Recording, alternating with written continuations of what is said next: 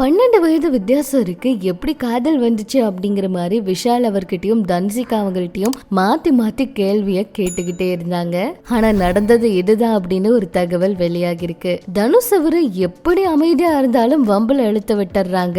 இப்ப அவருடைய பெயர் என்ன பிரச்சனையில அடிபடுதுன்னு தெரியுமா?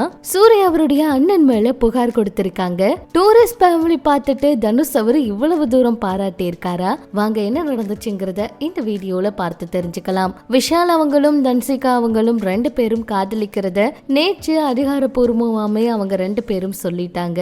சாய் தன்சிகா அவங்களுடைய ஆடியோ வெளியீட்டு விழாவுக்கு விஷால் அவர் வரும்போதே எல்லாருக்குமே கொஞ்சம் ஆச்சரியமா தான் இருந்துச்சு. சோ இதுல இவர் கலந்துக்கும் போது கண்டிப்பா இவங்களுடைய காதல் விஷயத்த சொல்லுவாருன்னு எதிர்பார்த்த நிலையில இவங்க காதல் கதையை அங்க உடைச்சு சொல்லிட்டாங்க.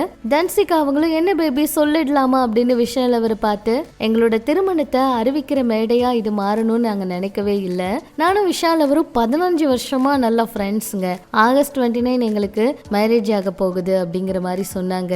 திருமணத்தை அவங்க ரகசியமா வச்சிருக்கதான் நினைச்சாங்களாம். ஆனா இப்ப சொல்ல வேண்டிய தருணம், அதாவது ஒரு கட்டாயம் வந்துச்சு, அதனால சொல்லணும் அப்படின்னு சொன்னாங்களாம். நிறைய பேட்டியில நான் சீக்கிரமா எங்களோட காதல் கதையை பத்தி சொல்ல போறேன் அப்படின்னு தன்சி அவங்க இந்த விஷயத்த சொல்லியிருக்காரு.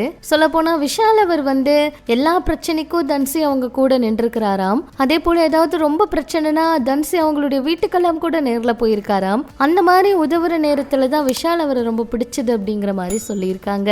விஷால் அவருடைய வயசு 47ங்க, தன்சிகா அவங்களுடைய வயசு 35ங்க. 2 பேருக்குமே 12 வயசு வித்தியாசம் இருக்கு. 10 வருஷத்துக்கு மேல இவங்க நல்ல ஃப்ரெண்ட்ஸா இருந்திருக்காங்க. விஷால் அவரு முரட்டு சிங்கிளாவே இருந்திருக்காரு. ஒரு கட்டத்துல இந்த நட்பு அப்படியே காதலா மாறி இருக்கு. இவங்களுக்குள்ள நல்ல புரிதல் இருந்ததுனாலதான் இத காதல் வரைக்கும் கொண்டு போயிருக்கிறதா அவங்களே சொல்லியிருக்காங்க. அடுத்து தனுஷ் அவர் பாட்டுக்கு ரொம்ப அமைதியா அவருடைய வேலைகள்ல கவனம் செலுத்திட்டு இருக்க இந்த நேரத்துல சுஜி அவங்க மறுபடியும் தனுஷ் அவர் தான் ரவி அவருடைய விவாகரத்துக்கு காரணம் அப்படிங்கிற மாதிரி ஒரு பதிவு போட்டாங்க. இந்த பதிவை பார்த்து ரசிகர்கள் எல்லாம் கோவப்பட்டு அவர் அமைதியா இருக்காரு, உங்களுக்கு என்னதான் பிரச்சனை, தேவையில்லாம எதுக்காக அவரை பத்தி பேசுறீங்க அப்படின்னு பயங்கரமா திட்ட ஆரம்பிச்சுட்டாங்க. சொல்ல போனா சுஜி அவங்களுக்கு தனுஷ் அவருக்கும் இடையில ஏதாவது பஞ்சாயத்து ஓடிட்டு இருக்கு, அதனாலதான் இப்படி பேசுறாங்க. சொல்ல போனா ஆர்யா அவரை பத்தி எல்லாம் எத்தனை நியூஸ் வந்துச்சு. அவர் இப்ப அப்பா ஆயிட்டு சந்தோஷமா வாழ்க்கைய பாக்குறாரு. சுசித்ரா அவங்க பேசுறது சரியில்லை அப்படிங்கிற மாதிரி அந்த ஒரு விஷயத்த சொல்லியிருக்காங்க. இப்படி இது ஒரு பக்கம் இருக்க, நடிகர் சூர்யா அவருடைய சகோதரர் மீது ஒரு புகார் கொடுத்திருக்காங்க.